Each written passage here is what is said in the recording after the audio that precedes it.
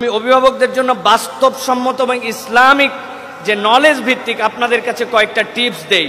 এক নম্বর টিপস হচ্ছে বাচ্চাকে সময় দেন, শুধু টাকা দিয়েন না। আপনি টাকা দিয়ে ভালো স্কুলে ভর্তি করিয়ে দিয়েছেন, আপনি টাকা দিয়ে টিউশন ফি পূরণ করেন, আপনি তার চাহিদা পূরণ করেন, যা চাই তাই দেন, এটা আপনি টাকা দেন। কিন্তু বাচ্চাকে আপনি শুধু টাকা দিলে সে মানুষ হবে না, বাচ্চাকে আপনাকে সময় দিতে হবে। এখন আমাদের সবাই হচ্ছে কমার্শিয়াল অভিভাবক। আমরা যেরকম কমার্শিয়াল আর্ন করি, কমার্শিয়াল চিন্তা করি যে বাচ্চা কাচ্চার স্কুলে দিলাম, স্কুল মনে একটা মেশিনের মতো তারে মানুষ বাড়ায় বের করে দিল। স্কুলে থাকে আপনার বেবি 4 ঘন্টা আর আপনার কাছে থাকে 18 ঘন্টা। 18 ঘন্টার রিফ্লেকশন যদি ঠিক না থাকে, 4 ঘন্টায় স্কুল আপনাকে প্রপার গাইড করতে পারবে না। নাম্বার 1। 2 নম্বর বলবো, দোয়া এবং দৃষ্টিভঙ্গি শুদ্ধ করেন। দোয়া বলতে কি সন্তান বড় হয়ে কি হবে, ডাক্তার হবে, ইঞ্জিনিয়ার হবে, এ হবে সে হবে, এই চিন্তার থেকে আজকের থেকে দৃষ্টিভঙ্গি চেঞ্জ করে চিন্তা করেন আমার সন্তান আল্লাহ এবং তার রাসূলের বর্ণিত আদর্শ অনুযায়ী একজন মানুষ হতে পারবে কিনা। এই দৃষ্টিভঙ্গির আলোকে আপনি আল্লাহর কাছে দোয়া করতে শুরু করেন। আপনার সন্তানের এই মানুষ হওয়ার চাহিদায় আল্লাহ রাব্বুল আলামিন যদি কবুল করে নেন, তাহলে তার যা হওয়া লাগবে আপনার চিন্তাতে, তার থেকে বেশি আল্লাহ রাব্বুল আলামিন আপনাকে দিবেন। এই জন্য অভিভাবকদেরকে বলবো, প্লিজ আপনারা দোয়া এবং দৃষ্টিভঙ্গিটা শুদ্ধ করেন। 3 নম্বর বলবো, আদর্শ হন। আপনি আদেশকর্তা হয়েন না।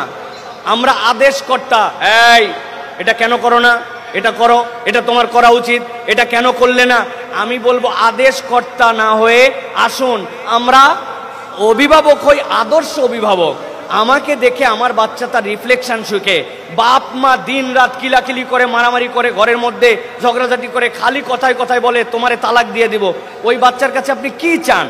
ওই বাচ্চার কাছ থেকে আপনি কি বিহেভিয়ার আশা করবেন? যে মা বাপকে এরকম করে দেখেছে, যে এই প্যারেন্টসের বাপ মাপকে সে নামাজ পড়তে দেখে না, আপনি এসে স্কুলে দিয়ে মনে করছেন আমি ইসলামিক স্কুলে দিয়ে দিছি, আমার বাচ্চা একজন বিখ্যাত নামাজি হয়ে যাবে। বিষয়টা এরকম নয়। সুতরাং আমি বলবো, মনে রাখবেন, আদর্শ হন, আদেশদাতা নন সর্বক্ষেত্রে। এটা আমাদের মনে রাখতে হবে। 4 নম্বর, সীমা নির্ধারণ করুন, কিন্তু ভালোবাসা দিয়ে। আমরা সীমা নির্ধারণ করতে যে অনেক সময় এলোমেলো করে ফেলি। সন্তানকে সব কিছুতেই হ্যাঁ বলতে হবে, এটা আপনার পক্ষ থেকে ভালোবাসা নয়। সন্তানের কাছে না বলতে যেরকম আপনি শিখবেন, তাকে না বলতে শিখাবেন। এইটা হচ্ছে আমাদের একটা এখন এমন লেভেলে চলে গেছে, শাসনহীন হয়ে গেছি আমরা। আমাদের বাচ্চাদের জন্য যা বলবে তার সাথে আমাকে হ্যাঁ বলে দিতে হবে, এরকম নয়।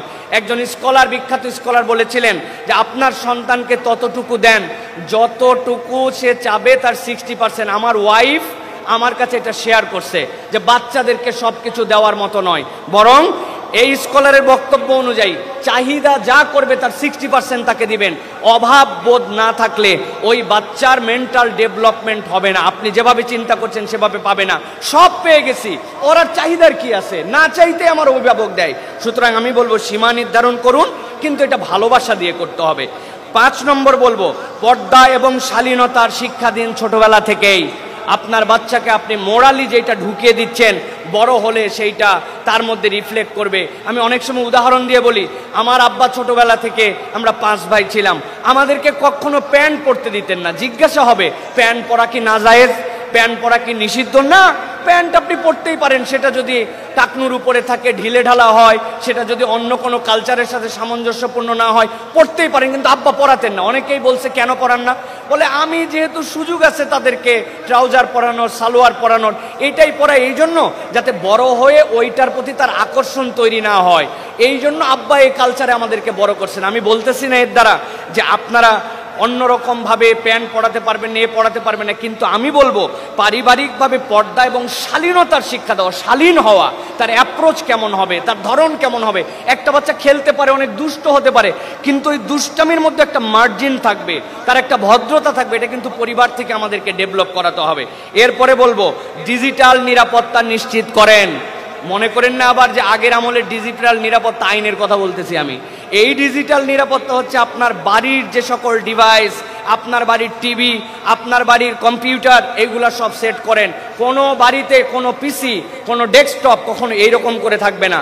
আপনার বাড়িতে আপনি ফ্রন্টে থাকেন, আপনার ডেস্কটপ, আপনার ল্যাপটপ এরকম করে থাকবে, পুরা বাড়ির সবাই দেখতে পারে, এরকম করে অ্যাক্সেস থাকবে। আপনার ফোন দিবেন, ফোন আপনার সামনে নির্ধারিত সময় ব্যবহার করে দিবেন, এবং এইটাকে আপনাকে সিস্টেমেটিক্যালি স্মার্টফোন ইন্টারনেট এইগুলো ব্যবহারের ক্ষেত্রে আপনাকে সতর্ক হতে হবে। আপনি যদি এইটা নিরাপত্তা নিশ্চিত না করতে পারেন, আপনি অভিভাবক হতে পারেন নাই। কারণ